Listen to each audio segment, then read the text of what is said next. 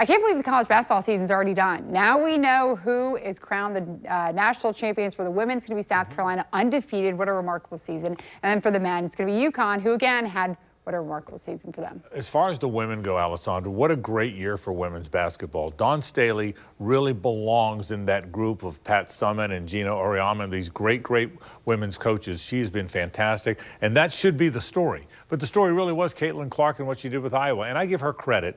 She elevated the vision of women's basketball, the visibility, I should say, of women's basketball. Dawn Staley said that. It was a great year for women's basketball, and it got elevated, and Caitlin Clark had a lot to do with it. What a good season for the ladies. It really was. Yeah, just all around, like you said, with Caitlin Clark with South Carolina. My opinion, and I am a female, but the women's bracket was much more entertaining to watch than the men. But at the end of the day, it did come down to UConn and Purdue, and that was a very entertaining game. And you got to give it to UConn for being able to limit Zach Edey in the second half. It's hard to be the best team that everybody knows you're the best team, and you still play like that. When the target's on your back, you're the #1 overall seed, and everybody knows you're the team to beat, and you never mess up, you blow out everybody, that really says something. It's the first back-to-back champion since Florida did it in 2006 and 2007, and frankly, this team is much like that Florida team. They're very complete. There's not one star, there's 5 stars, all 5 starters averaging double figures. That is a very complete team. It's the most complete team since that Florida team 17 years ago.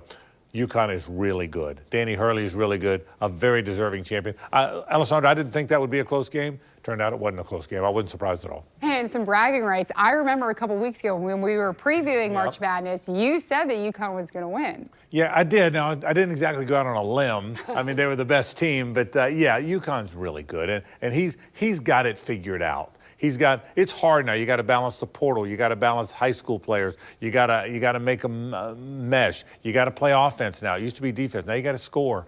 Danny Hurley's really good. It's a deserving title. It really is.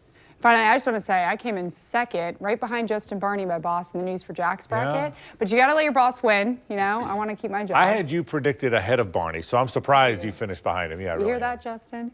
Well, tonight at 11, Frank and I will discuss some spring of football as Florida and Georgia get ready for their spring game later this week. But right now, let's hear a look at sports.